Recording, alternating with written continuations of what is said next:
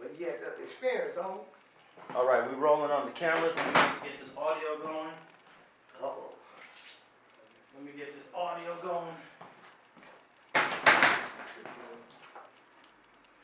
Oh, I already got a card in there.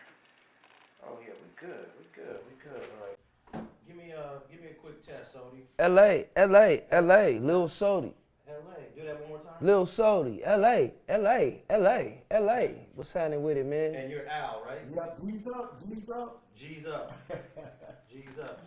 Yep. Al Capone. G's up. All right, let's put those phones on silent. Yeah, I'm about to cut mine off. I'm gonna close this window. Put this little sound blanket up there. Let me get this. Let me put my two phones on silent.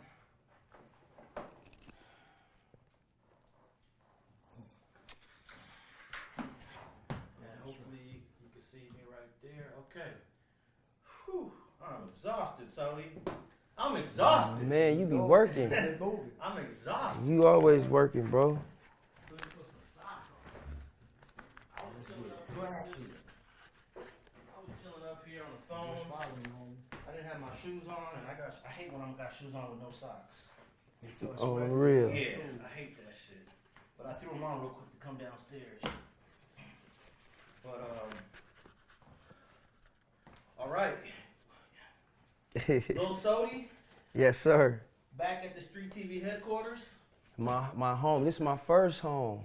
My Yeah, first home, man. We were the first ones to do your interview, 2013, 10 years ago. Yeah. You busted I open. ain't aging you, man. It's been a decade. Ah. It's been a decade. Hey, man, I don't age at all, man. I'm a I mean, vampire. you actually look the same. You look at that 2013 interview, you look the same. Yeah, I really do. If I shaved all this off, you know.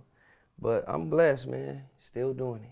And now everybody's been wanting to holler at you. I've seen you hitting all kind of platforms, doing your thing. Yeah. And then Afro Man tapped in. Yes, sir. And then I still love that song, the 80s. Back to the 80s. Back to the 80s. And I still do it The every only show. thing is, y'all could have shot a better video. I know he had some the astronaut, some female photographer he had with us on tour, so he had her shoot the video because she was running around with us with the camera. So Man, I could have shot that video. man, I Back wish to you the would. 80s. I wish you would have said that back then, man. I didn't know you shoot You posted videos. that on your platform, huh? Back to the 80s? Was that on your channel? No, that's on Afro Man channel, Okay. so he be paying me and shit. Yeah. I know that thing went 100,000, 200,000. Yeah, it's up there. 300,000. Yeah, it's probably almost at 6. Yeah. I'm pretty sure I'm waiting to hit a mill, man, you know, but God is good. I'm still dropping. I'm finna drop my EP on the 3rd. Okay. My new tape, the hottest 7 songs of the summer, man. So you've been you was on TMZ. You want to start off with that? What's the, man, bro. Yeah, they had me on TMZ, man.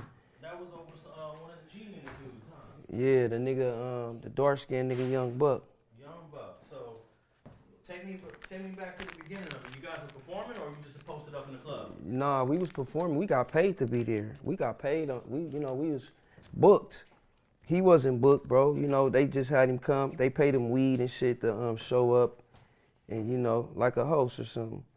So you know, they was waiting on him to get off stage because he was faded. They couldn't get him off the stage. By the time they got him off the stage, got him to the back where we was at, he was already yelling and faded. You feel me? So we already knew the energy. We was just standing in our own section. When he turned around and seen black people, because we was surrounded by nothing but white people. That's our fan base. So he doing all that with them, and then when he seen us, he like, oh, fuck it. It's like his energy turned up more. So he came towards us, yelling out, fuck y'all niggas if y'all don't do drugs and all that shit, you know what I'm saying? Nigga, we smoking weed. Nigga, what other kind of drugs we need to do, you feel me? So he came over there to us, slapped the cameraman in the stomach, and I was just like, man, I hope he don't, you know. So he came and did the same thing to me, bro, and I grabbed him first, like, you know, a warning, like, bro, what's wrong with you? You know what I'm saying? Pushed him back. And then he just started coming forward, talking about, nigga, I said do drugs. Nigga, woo, woo. Our security was trying to hold him back, like, watch out. So, you know, me being the street nigga, I ain't finna let a nigga get off on me first, you feel me? So I got off on him, you know what I'm saying? He fell forward towards me and locked onto my jacket, ripped my chain, my jacket, all that. We fell back, spent into the glass table, broke it. So the security thought glass went in my neck or I got cut or anything. So they was doing their job, like trying to break it up and protecting me at the same time, you feel me? So you got cut by the glass? Mm-hmm. Where On my elbow and shit. I had cuts and shit on me. I think like behind my ear and shit, but it wasn't nothing. And did you know that was Young Buck from the jump? Mm-hmm. I knew who he was, but he didn't know who I was. But I'm not just finna approach him any kind of way. Like, nigga, if like a grown man, I'm gonna approach you like, what's up, my nigga? My name Lil Sodi, bro. How you doing?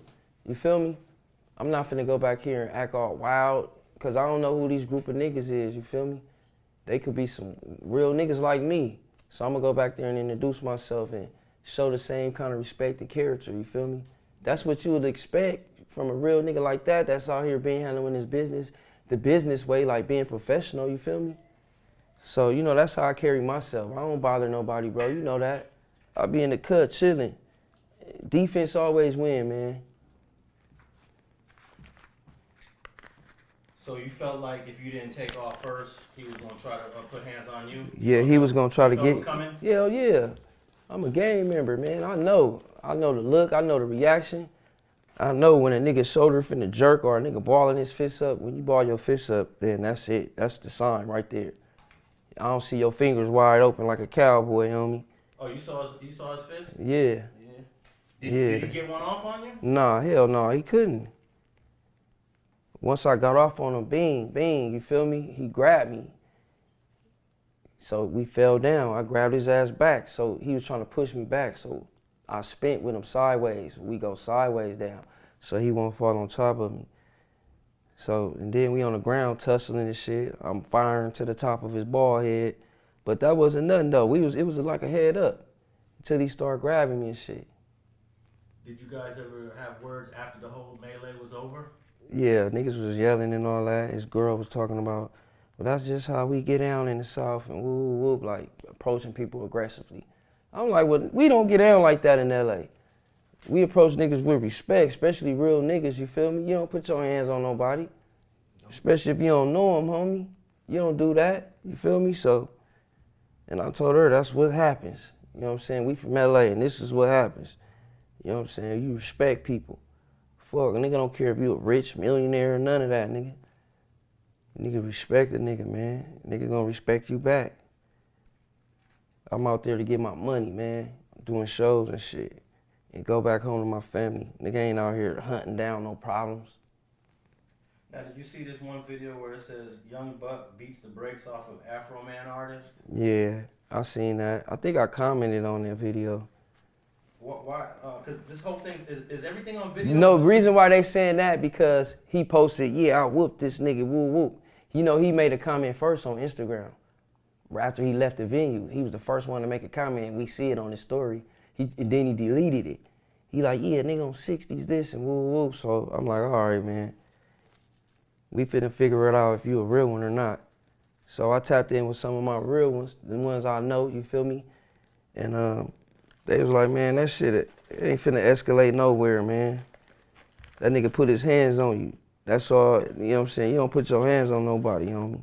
Even niggas from prison, he was calling, like my nigga Speedy, Uncle Speedy from Eastside Hustler, BMF, you know what I'm saying? He hit me up after that shit. He was like, yeah, I just got talking to my nephew Buck, man, and he said, whoop, what happened, nephew? I'm like, man, whoop, nigga came, slapped me in my stomach talking about do drugs. He said, right there is where he made a mistake at, putting his hands on you. Yo. So, you know what I'm saying? And now I left that shit alone, like, it is what it is, nigga, you feel me? Now, what was Afro Man doing all this time? He was chilling, he was trying to break it up, you know what I'm saying? Because he really didn't want that shit to go down like that, but he like, damn, why you gotta come over here and hitting niggas? Like, come and introduce yourself, brother. Cause we don't be want to be around that type of environment, drunk niggas and loud talking and all that. We be chilling, man. We been on the road all day, driving for hours on the tour. We waking up in hotels, on to the next one. You know what I'm saying? We ain't on no vacation. We ain't relaxing. So of course our nerves bad. Niggas we smoking weed. We trying to before we get on stage. You know what I'm saying? So it just was. That's just how it be, man. Now, Afro Man was quoted saying that that he he was intoxicated. Yes, he was.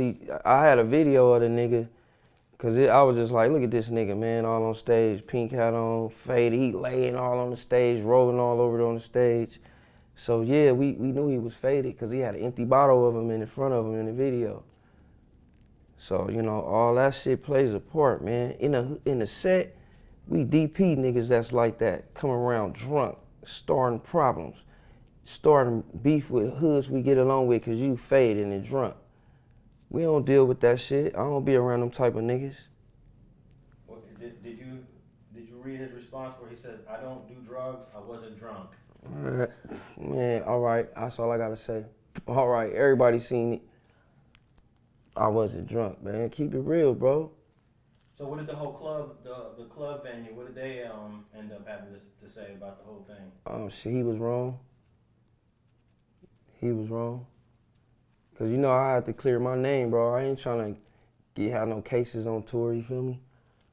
So it was like, you good. He was wrong. We seen him. Everybody, all the security was back there escorting him out. He was finna leave till he looked our way and seen black people.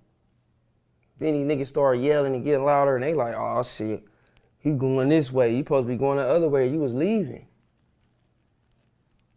Now this one article says that Afro Man said he didn't even know he was going to be there. No, we didn't. An intoxicated Buck was acting disrespectful in the VIP area.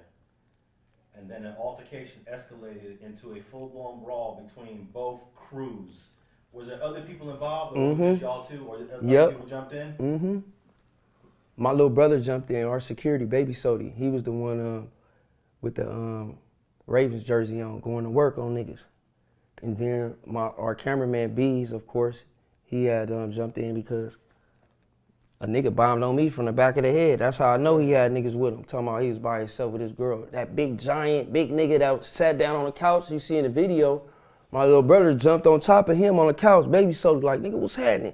And that nigga like 7 feet tall. That nigga was like, on the video like this, you can see it. And then when Baby Soda get off the nigga, while I'm over there still with Buck, the nigga jumped over the couch. He stepped right over the couch, big giant ass nigga. So I'm like, man, this nigga was lying. I'm like, nigga, my own niggas ain't finna hit me in the back of the head, homie. And then the homie Bees get hit with a bottle, you feel me? So, yeah, we know he had niggas with him, man. They just didn't perform how they supposed to. They didn't know how to react. We was ready to tear the whole back up. That's what we tear shit down, you feel me? That's what we was ready to do, keep going. But you know. Now, did you know that they had footage of it and there was, I guess they sold the footage? No, they said it was no cameras. And then after no cameras, no footage, no videos and all that, then come to find out, TMZ called Fro. Like, yeah, man, we got a video footage of the, he like, what? I'm like, I see what I'm saying? Now, what if somebody would have got him slapping me on my stomach and I ain't did nothing?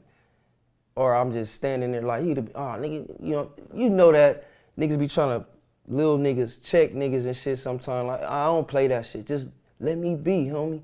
But you know how that shit would have went, bro, on camera. Everybody got a camera up. Ain't nobody trying to miss nothing. So, of course, they hit us and asked us for the audio because they couldn't hear good on the other audio that the nigga was selling them. So, you know what I'm saying, the homie Fro, we underbidded them. So that's how they was able to get the audio and the video like that, so they can hear everything. You hear it clear, you feel me? So they got the video and the audio from the same person or two different people? They got the video and that bad audio from the little white boy who had the camera. But we had the shit that Fro, little manager, had got the audio and all that, the real shit. So we was able to underbid their ass and give them a clear shot and all that. So the video wasn't from the club itself? It was just from somebody that... It was from a dude, because it was like he walked up the stairs and was filming down. So we thought it was the club cameras, you feel me? Yeah. So we was tripping on them, like, man, you said it wasn't going to be no, you feel me? Or, nigga, where the video at? Because we was asking for it, you know what I'm saying? So. Yeah, it does look like it's shot from a club camera because it's high up, but we can't see, if you're watching the video, you can't see that there's an upstairs. It's the stairs right on the, that's the stairs I pushed Buck into. The stairs right there. And then going towards the other way, that's where all the brawl went down there.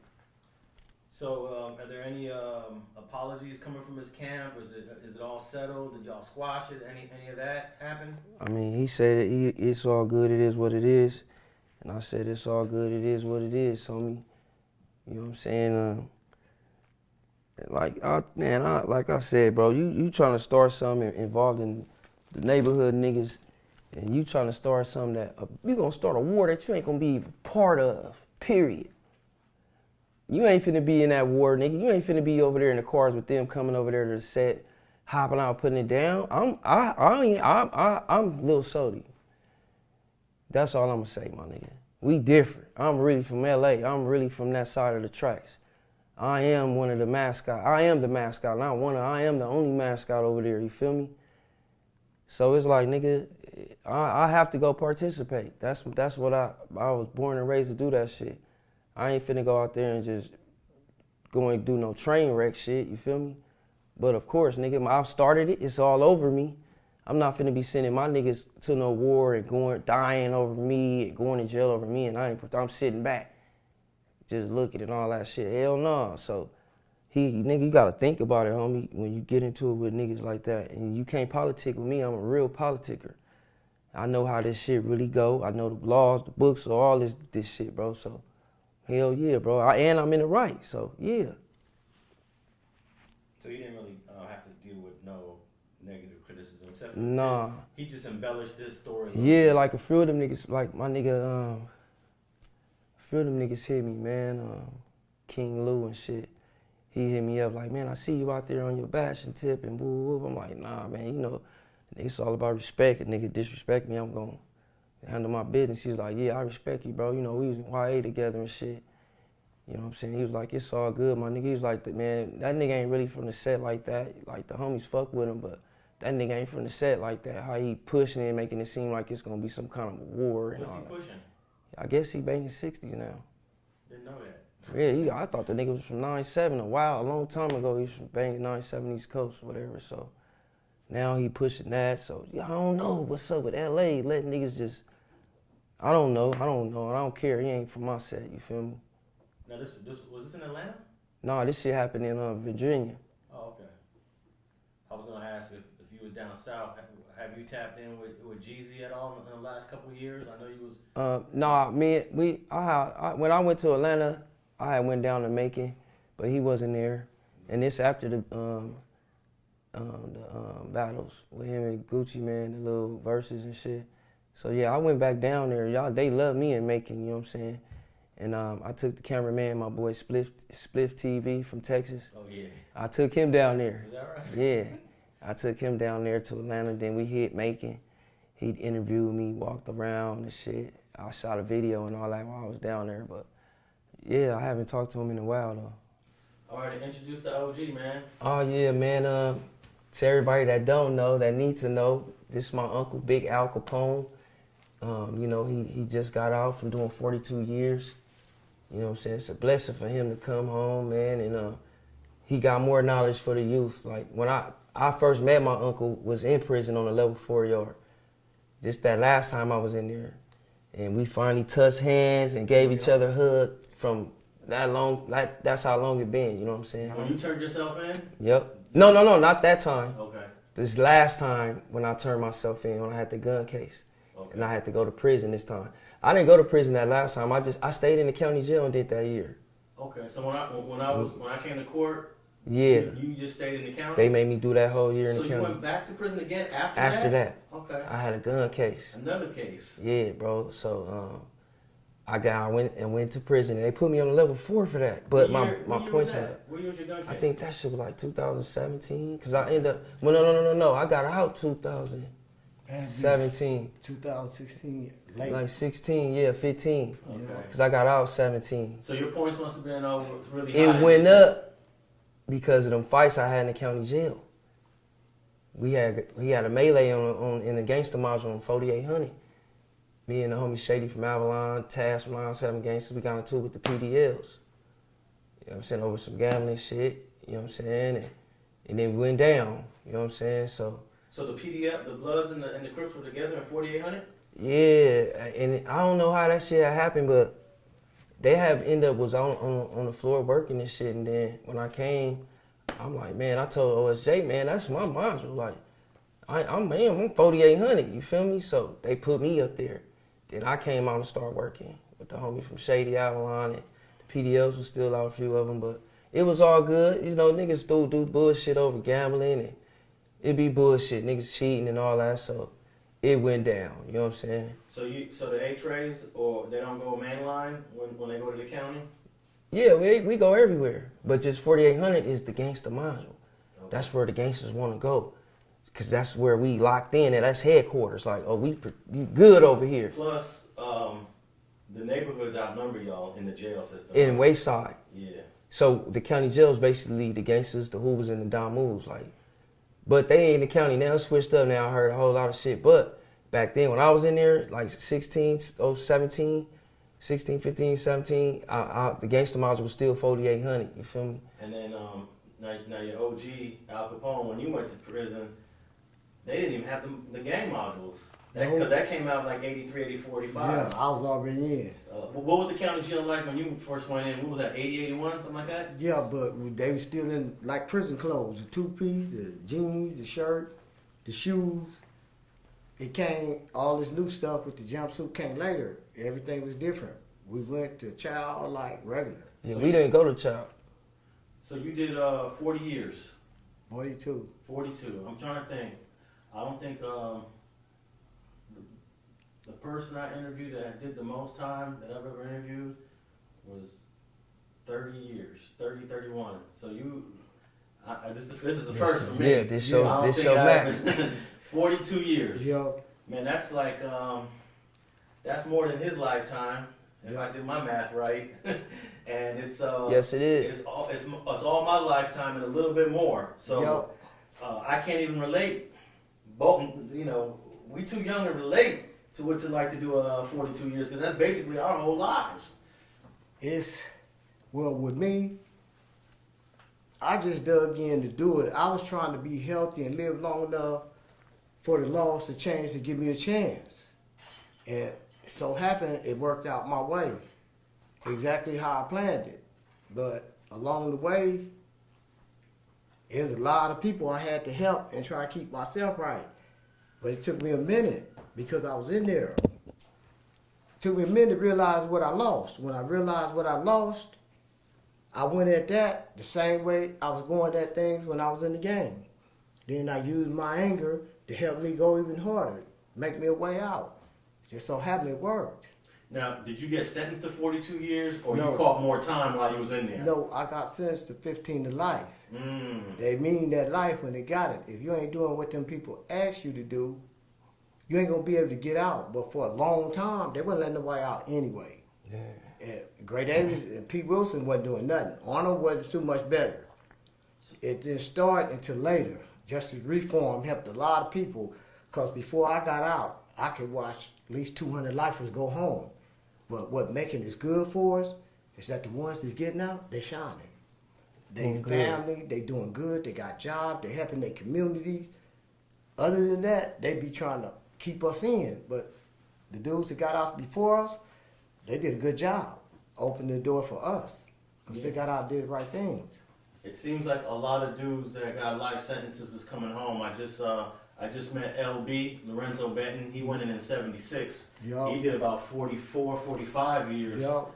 China Dog from Looters got That out. was my partner. He was just on the yard with me. Is that right? Yeah, when he went home, I'm like, dang, I was waiting on my turn. So China got out before you. He got out before me. Okay. So take me back to the 70s though. What was the gang scene like in the 1970s? There wasn't a whole lot of Crip on Crip fighting. So when you started hearing about that, that must have been new. So what was it like in the 70s? At least when you got into a fist fight in the alley, the next day you can live. We live with it. Win, lose, or draw. I lost my share up in the alley, knocked on my head, but we let each other live. Now you can't do that.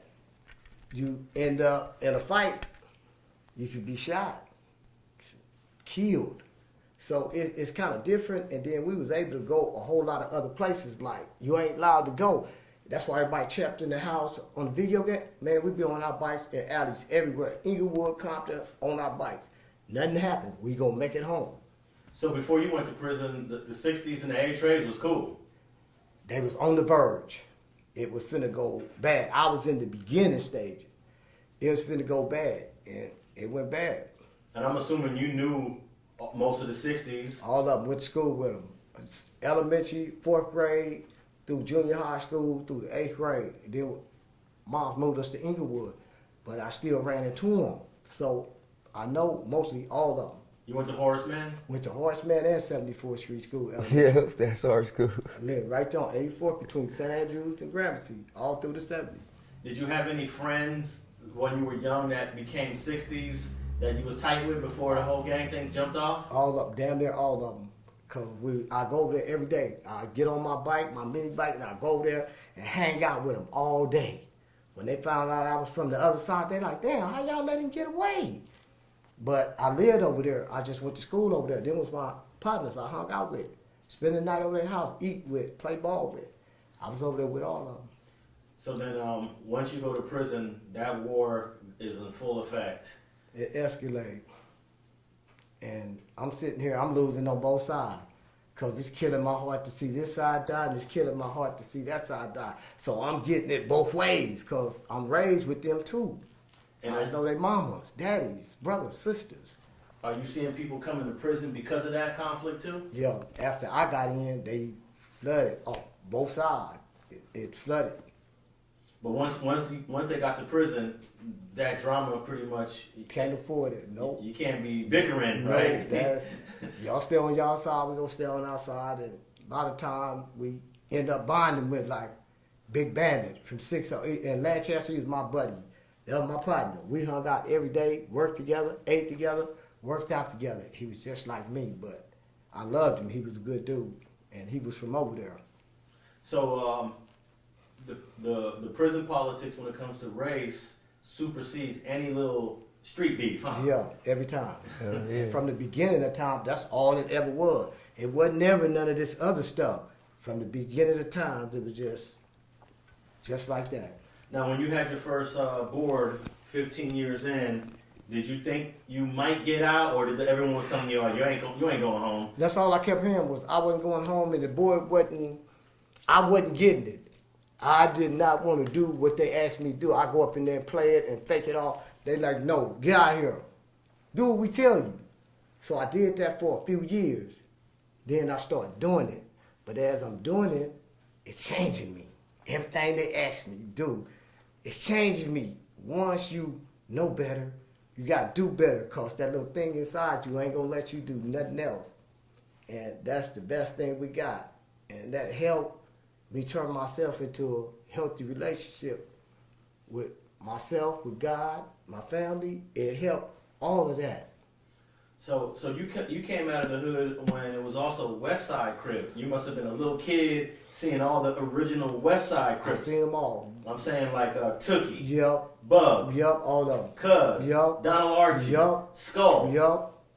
Around all of them. Grew up around all of them, in and out. Hunchy. All of them. All right, tell me a story about Hunchy. I want to hear something about you and Hunch, because Hunch is considered a co-founder of the A-Trace. At the one time I can remember in Washington High School, I think it was Inglewood, I can't say for sure. Somebody came by shooting. You know, when they start shooting, we all supposed to get out the way. Hunchy over there throwing up the set and got hit. Right on the school ground. Got hit, go down. I said, man, why was he over there throwing up the set? We all running. We trying to get behind some cars and some walls. He just, and get hit. It was the funniest thing I seen, but it was serious. Oh, really? Oh, man. Everybody was mad. It was early in the day. I don't know why he stood there. And I can remember that thing about him. I remember it clear as day. I'm like, why did he stand there? Damn, how old was y'all? I was kids. Ooh, man, I was in junior high school and up at a high school fooling around. I think I was in Oh, you 7th was grade. ditching. Yup, I was ditching. I rode the bus up here. I'm on Washington High School campus. I'm in junior high school. I'm hanging out. In the bathrooms, in the hallways, I'm hanging out. That's how I got to see it. So, if I remember correctly, you were born the same year Monster Cody was born, huh? I think I'm a year older than he is. Oh, Okay. Well, only about months, Yeah. because when I turn 61, he'll be still 60. Okay. And then he'll turn 61, and then I'll do it. That's how we is. That was my partner. I just loved him, man. He was a good dude. He was a loyal dude. And I just couldn't run with him out there. We wasn't going to be able to get nowhere near heaven. So I wanted to save my soul. I ran. He knew I ran. I ain't doing this. He ain't going to forgive us, man. I told him, I said, he ain't going to forgive us. I'm gone. Wasn't it, he was smoking them sherm sticks with Tookie at a young age. Yeah, but he was also trying to get rid of some of that pain and trying to get some sleep. When you do stuff that you know you have to, that's why you got alcoholics and drugs. You got to get through the day, the night. And he used everything he could because he couldn't turn around. He was so far into it. So drugs, alcohol, whatever he used to get him through his night, his pain, I was cool with it. I didn't know what he was doing. I'm like, man, I can't feel that. That's bad because my little is hard. I'm paying my restitution every day I get out of bed. So I kind of feel it. So what was it like seeing big old swole Tookie walking, barreling through the hood? Oh, man, I was little. He was big, and I used to always see him all the time, walking through the hood, but I always used to go to Centinela Park to see him all the time. He always see me wave. But when I seen him in the pen, when he walked in the pen, it was just a whole nother thing. Yeah. Because I was a tear tender, and I'm in the hole, but I'm cleaning up the unit. Here he come.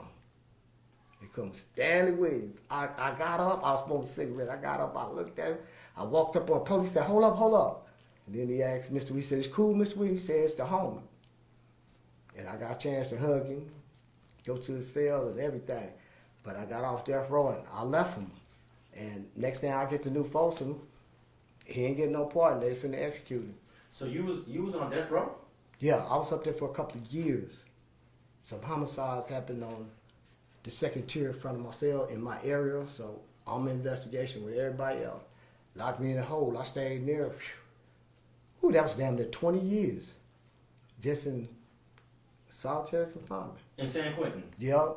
I knew everybody came through there, no matter where they was from. Okay, so this is the 80s. All the way through, all of them. So did you cross paths with Lil Feet? Yeah. Only yard with him. Down the tier from him, used to see him every day. Daryl Drake was up there too. Both of them. Okay. Well, Del Drake ended up getting out, didn't he? I don't know. I ain't heard nothing on him in years. I thought he got killed. That's the last Yeah, time I heard. on the streets. Yeah. But he was in prison Yep. in the 80s? Yep, he was over there with us. Okay. Did they separate the Crips and the Bloods on death row? No. They all together. Doesn't matter. Did you cross paths with Ace Capone from VNG? Just Peabody and a couple of them. Okay. Peabody from Denver Lane? Yeah. Okay. Yep. He's the one that started UBN. up in the prison. Huh? Yep. Damn, That's okay. him. Yeah. I've been around there. I've been around all of them. Everybody count. I've been around them. Okay. And there was a couple of guys from Raymond was on death row.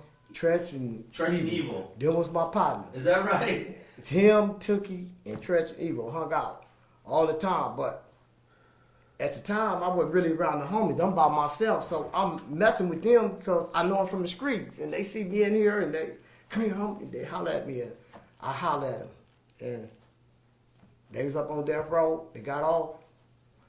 Tretch and Evil did.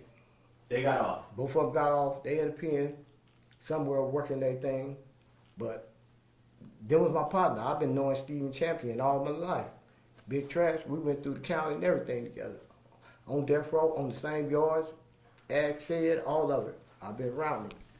I just bought his book. Yeah. He wrote a book. Oh, he a hell of a writer. I used to give the young dudes all this stuff, all around Lancaster. Here, read this stuff. This is my partner, for real. Read it, and you'll feel it. And they was reading it. Like, man, who is this? Stephen Champion, Big Trash, Raymond Avenue. And I gave it to him because I read all his stuff. He don't know I read it all, but he know. I'm gonna get in it. Cause I watch him grow. That writing is good. Hey, did you cross paths with that big Samoan dude that apparently he knocked out a CO in San Quentin? I think his name's Roscoe. I don't remember. No? Okay. What about Potato Head from Compton? Yeah. Yo, I was on the yard with him. He was something else. Yeah. He was a good dude, though. So tell me about when you and Sodi crossed paths in prison. Where were y'all at, and what was that like? Man, I was up in the cell, right? I got the hot pot on. I'm finna make me something to eat. I'm just getting off work, out the shower. Got my soda on with some ice. Man, the porter or something, he come to the door, knock on the door. He said, hey, Cal. He said, little dude down here saying, your nephew. I said, man, can you ask the officer to open the door? So the man opened the door, I go down there, I look, and then I look again. I say, damn, he look just like my brother. Uncle Bo Pete. Yep, he looked just like my brother. And when he got out of there, we hugged. He even kissed me on the cheek. We hung out every day. He hung out. He with his partners. He go work out, do his thing. I go to school, go to work. I meet him after work every day to get that bag of ice. That bag of ice. I run home, go shower, and go get my books and go to class. So what prison were y'all at? Lancaster, Building 1. Level 4. That's a Yup. level 4, huh? Yup, 270. Okay. Explain that for the people. They got the 180s, the 270s. Break that down for Okay, those. 180 is maximum. When you're in the building, it's walls, and then you say A, B, and C, it's walls. So they got total control. And then you being searched in and out, one in the shower, all of that. But when you go to a 270, a little more open, ain't no walls. So everything is open. Day room, both sides, phone. It's a little open, but you still in a level 4. You still have to go through your searches, the shower and everything run the same. Your doors. It's different from a level 3. It's just wide open. Now, since you've been in there for 40 years, did you see how the Mexicans have become a more dominant force in the prison system from the time you first got there to when you got out? Yeah, but they was a little more dominant back then. The reason that they're dominant now that you got all these different yards. You know, you had sensitive need yards where, you know, you done something wrong. You got to be over here with everybody else. But now they turning the whole system into that. So you got a lot of renegade dudes, and the Mexicans, they can feel it, bumps of it here and there that is coming down to the end. Because it's hard to sustain something that ain't sustainable. And they try to sustain something that ain't sustainable. So you're going to have a bunch of varnish until everybody just get tired and just... When did you first hear about sensitive need yards? It was a minute. They used to call them PCs at first, protected custody. Then later on, I remember 86, things started changing. 88, they started changing. Then 90, I think somewhere after 92, I started hearing about SOI yards, sensitive need, people doing stuff that ain't in the rules and getting run off, stabbed, beat up, whatever it may be. Or they locking up in the night before you can get them. And it was just so much of them to it just flooded the system. They just said, damn it, let's make all the yards like that. But you put renegades on that yard. And then you got a mix of gang of people mixed, black, Mexican, white, Asian, they all in one gang. We brought it to ourselves. Then nobody won't be responsible no more. So this is what we got.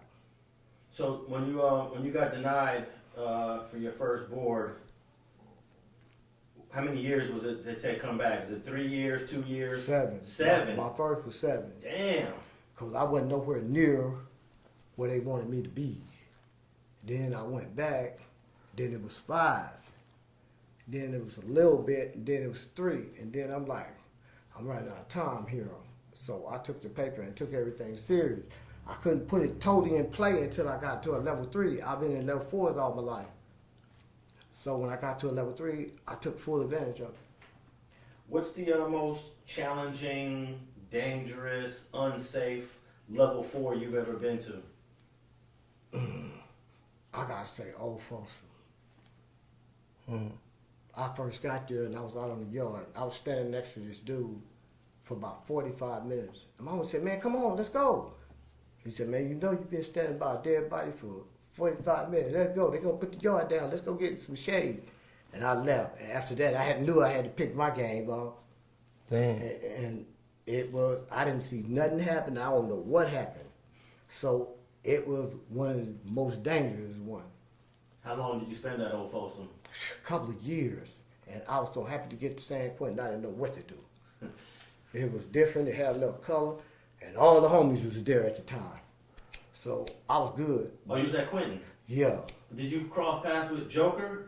He was in Quentin for a minute, right? Tommy Yeah. Ross. Yeah, I heard him and talked to him through a fence, but I never get because I was in the hole the entire time.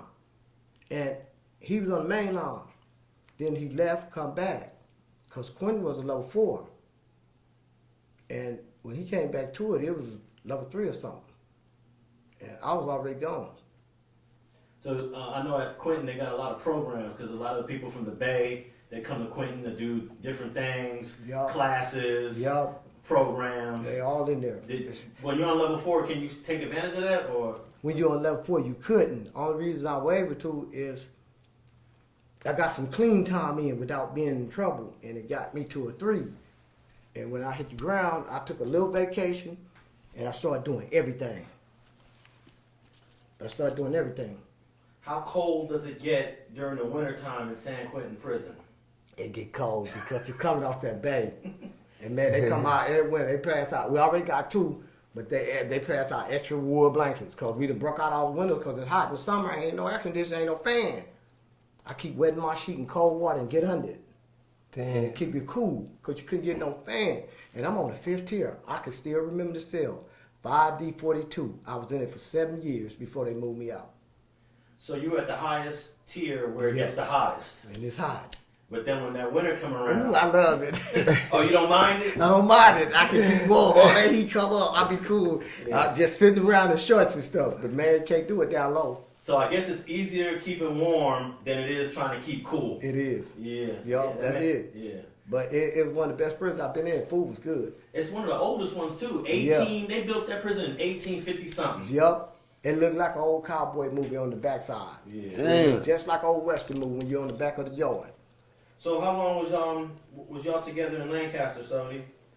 About 90 days. Something like that. I was happy when he left. I knew he was Yep. moving on to a better life. And I was at ease. And at that point, you didn't know when you was coming home, huh? I didn't. I just told No, he him was- to go tell him what I'm doing. Yeah. I let him see what I was doing every day. I said, tell him what I'm doing. Because we always hearing, yeah, your uncle just caught another sticky. Yeah, He got another 15. Yeah. You like, what the fuck? constantly. You know what I'm These stories saying? come out constantly. Yeah, you know what I'm saying? Or he ain't coming home. He done did some other shit. Yeah. So you ended up doing more time in prison for what was happening in prison than what you was sent there in the first place. Right. You got it. That's where I'm at. That's where I'm at. Yeah. So what's the plan for a brother now that after you've spent more than half your life in prison, how do you adjust now to free society? I'm adjust with this money. Right. I'm adjust with this money. That's all I can say. I'm adjust with this money. What was the biggest change when you first came home? What kind of blew you away? Everything, right? Because I got out the car and touched a tree. You know, ain't no trees on the yard. So you touch a tree and then you like, it's a little grass around, but when I walked in the store, walking past the little kids and the people, you know, I'm in prison. And they gonna let me out with no parole, and I'm just out of prison in the market. And I'm walking past little kids, and it was just so weird. I had to take a deep breath, and all I said was, thank you, Jehovah. Amen. I was free. I knew it was for real. Amen. It wasn't no dream. And I just worked at it and worked at it. And it paid off. Now coming home and seeing your old neighborhood, there's a lot of people are gone, moved on. How many people were you able to tap in with that you knew from the 70s that's still around? It's a few still around, but the media circle that started from the beginning in that Hunchy clique, damn near all of them gone. I think except for 3. Hunchy's still around. Yep, Yeah. Hunchy, Robert Finch, and I think Angie. And there's a few others. Like his daddy's still around. He's still living. So I had that when I came home. Yeah. I lost everybody else. I got to talk to Rayford the night before he died. And I told him I was sorry I didn't make it out of time to see him. And he told me, just get out, man. Have the best life you can. Now you talk about Rayford, Sidewinder, Miles. That's him, my partner. One of the OGs, OGs. That's huh? my partner, man. Yeah, rest in peace. Man, Man, I TIP. followed him everywhere. Now, did you know Judson's little brother, Jeffrey Baycott? Yeah, he got out right before I came in. He was at Quentin. He had left. He had a 7 to life. I can remember his record. He didn't get in no trouble in prison. That's what got him out. He had 7 to life. He got right out because he didn't do nothing but what he was supposed to. Now, Judson told me a story on a previous interview that he went to prison in '72 and his brother was not in the streets, and then he's getting calls that, no, Jeffrey out there. Yeah, he was playing football. Sure was. And he was surprised that his little brother ended up, you know. He was playing for Texas. I went to practice with him a couple of times, but he started getting away from it. So he was actually playing for Division I college? Yep, I went out there. He got me a uniform. I practiced with him and everything. I played safety. I practiced with him and everything. He took me out there. His brother. So what do you think it was that just drew Jeffrey into the set like that? Actually, he's considered one of the co-founders. Yeah. Same thing as me. I'm in Mississippi. I don't get in no trouble. I do good. But when you come back, it's the hood. It's the homies. They calling you. You know it's gonna be a problem, but you just can't stay away. And the same thing happened to him. Even though he was in Texas, balling, he wanted to be over here. Because if he wanted to be playing football, he would have been playing football. But you want to be where your heart's calling. A lot of times to get us in trouble. He's one of the first ones to get shot in that war. He survived it, obviously, but he got shot by a 60. Yup. You know? Yup. Survived it. Survived it. And had the whole hood going crazy. Yup. Yup. Because he couldn't play ball no more. So you getting all this information while you're in prison, huh? Yeah, I'm talking about every little thing pin drop in the ocean. I'm going to know about it. They're going to make sure I know about it. They're telling me everything. I'm knowing everything step by step. I saw the whole thing moving. Now, one of the, I think, most tragic things that happened in that war is when Joker's mom and little brother got killed from a 60 that went to the door.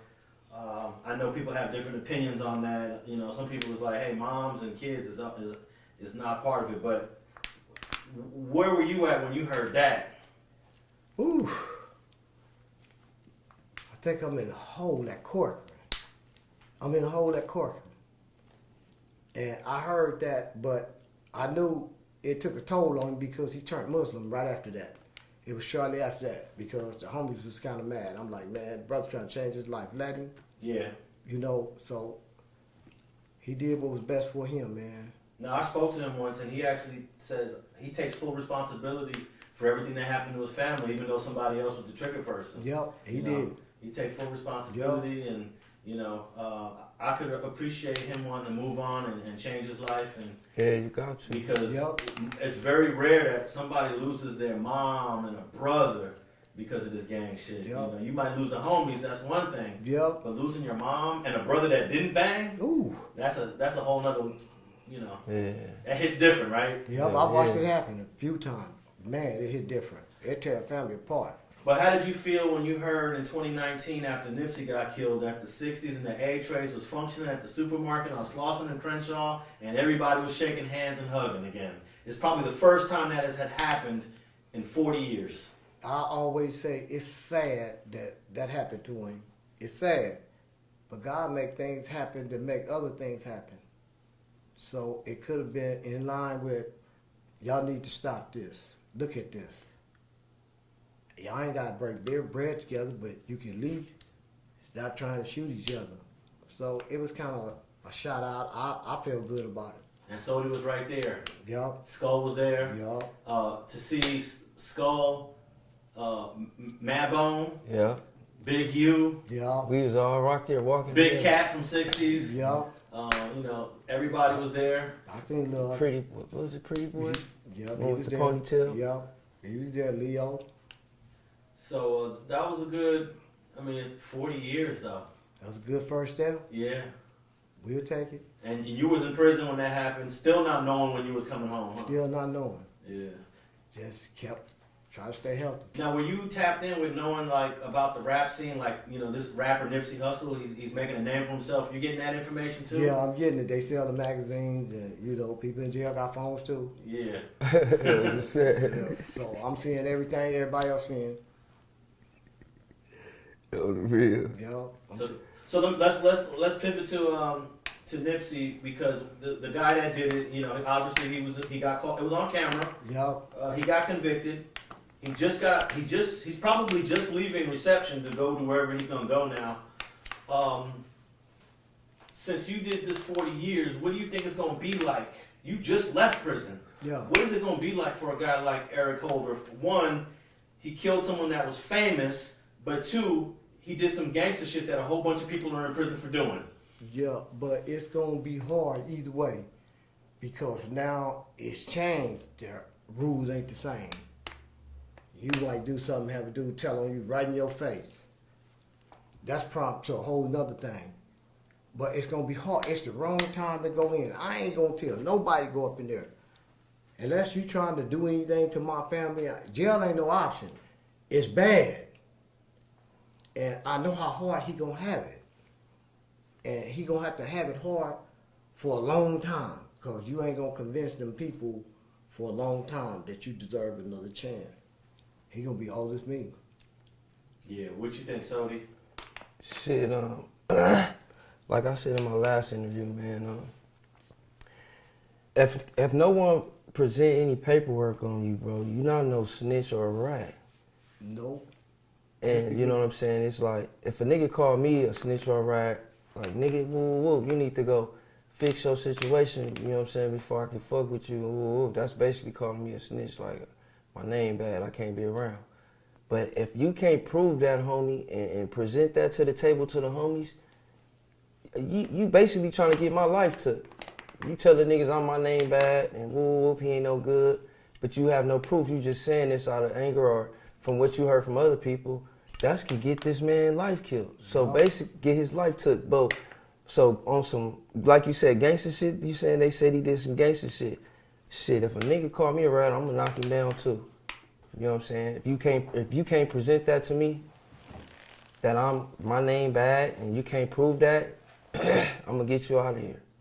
You know what I'm saying? No disrespect to nobody. I'm just speaking for me. You know what I'm saying? I'm not speaking on their situation, nobody else's situation. But I'm just saying, if it happens to me, like, you know what I'm saying? Shit, what? Why are you gonna? How can the homies be mad at you for doing what's right? A nigga calling you a rat and you not, and they ain't presenting this paperwork, or they ain't. I ain't heard nothing or seen nothing yet. You know what I'm It's been saying? 4 years and no one's produced nothing. So, you know what I'm saying? If he have it bad in there, it would be because the niggas that love Nip is going to be attacking him. Mm-hmm. But the real niggas that's going to stick to the code is not going to really be tripping like that, man. Because they going to be like, they going to be asking questions too. Where the nigga shit at? Y'all saying the nigga bad? But now, like you said, niggas is saying that Nip never called him that wasn't why it happened. So I guess it's like a cover-up to where that's not an excuse to do that now, you know what I'm saying? So I don't know, bro. You know what I'm saying? But a nigga not finna call me that and slide, period. Now, can it just be handled with a head up, a fade maybe? What you mean? Like if a dude come at you saying, you a rat and all that? Yeah, can y'all just I mean, run yeah, one and... I mean, yeah, you could, but shit, if you outnumbered, then what? And the niggas behind the nigga telling them, nigga, you gotta get on, nigga, whoa, whoa, whoa. Mm-hmm. You think they gonna let you get a head up with a nigga if you get off on a famous nigga too? Yeah. Hell no, nigga, you finna get packed out. You finna get rampacked. You feel me? So, you know, okay, that happened. Well, okay, how many in the park? I'll be back. So, you know, no disrespect to nobody, like I said, man. It's just, we keeping it real. Yo. Streetgang.com, man. All my interviews, I keep it real. People know. So I speak from my mind, my nigga, not on nobody else's situation. Now, you had a little, I guess, back and forth with Nipsey back in the day. What was that, in 2012, 13, 14? Yeah, we had some diss tracks against each other. So then a lot of people didn't know, like, they were like, oh, Lil Sodi hating. Until Nip died, and then I showed love, and they found out, like, oh, they was really enemies. That's why. They was real enemies. It wasn't on no hate shit, but we was just basically seeing, like, nigga, who challenging, who the best side of the tracks, you feel me? Yeah. All right, let's wrap it up with what you got going on. Yes, what you want to let the people know before we wrap this up, Sodi? Get the kids an option, homies, from every hood. Get a youth an option. Let them go play some sports, let them box. You know what I'm saying? Let them stay in school. You know what I'm saying? Let's try to keep them let's try to keep them alive. Let's keep these kids alive, man. Because a lot of our males is dying, especially our little black boys. And then, you know, I'm dropping my album on the 3rd. This probably be released after that, but everybody need to go download my new EP, The Hottest 7 Songs of the Summer. It'll be out on August 3rd. So y'all go download that. Follow my Instagram, orangutan_Lil Sodi, Lil Sodi _. I'm working on tour with Afro Man. We got the whole month of August. Every date of August we booked all the way to September 2nd. So we on the road. I just came out here to go to my homie funeral that got killed by the police, my homie Tony Solo. So, you know, we were protesting that, you know what I'm saying? And the police, they lied and said he shot at them. Now the body cam come out that he wasn't even firing towards their way. So it's a lot of foul play in that, man. So condolences to his family, man, you know what I'm saying? And let's help the homies stay strong through this part, man. All right, man. We're gonna have to get Al Capone on here to do a one-on-one, man. Cause He got some shit. Yeah. All right, man. I got you. I want to appreciate y'all for taking a little time for tapping in. Yes, sir. You already know. We'll do it again real soon. Yes, sir. Orangutan, LA. All the time. Ooh, that was cool. I like that. Let me open up the window. Yeah, that's cool. You got hot in here, huh? Yeah, it is. I'm ready to run out this motherfucker. I thought I was finna throw up. Yeah. When you had that bottle in your hand, Yeah, it was I making was- noise, yeah, I was and the hot. mic was picking I it up. I was so hot. I was hearing. Okay, I was so hot, and then I was hot. I tried to stop from sweating. I didn't want to start sweating. I was like, damn, I can't start sweating now. Well, Sodi had a nice little towel there just in case, huh? Yeah. I I had know the how hat. wet on camera, but the sweat wasn't coming down on you. The hat was blocking. Yep. Keep going, huh? I need to go get my clothes. Can you help me just flip this table Yep, over and then you I can got you. bounce? Let me just put this one chair, put that chair on that side. Hey, so like I was saying, if you ain't doing nothing tomorrow, come on out. Be my guest. Okay. You can walk around with your camera with me, man. You know what I'm saying? And interview some big homies, people that you know. You'll Yeah. see out there. You'll see my uncle there. He's I'll gonna be be there. there. Pull up on you. What up, Cap? Yeah. So they call you Cap, short for Capone, huh? Yeah. Okay. Yeah. Let me empty all the stuff off this table. Take them time. Take them time. Yeah, this Oh, I is. got the- what's that? Hey, this building is like San Quentin. It's old but no AC. This Hey, building. I hated it. This building was built in 1923, but San Quentin was built in 1850. So what? It was hot as hell in the summer. We break out all the windows, and here come winter, and it's cold there. Air coming off that ocean. It be cold. Have you ever met Munchie B? That's my little homie. Oh, okay. Man, he know me real good. Y'all cool, I put him in my heart and pencil. I just don't like people crossing paths that if they got That's any my negative little history. Yeah, cool. Hell no. Because he probably pulling up in 10 minutes. That's a little But you probably gonna be gone by then anyway.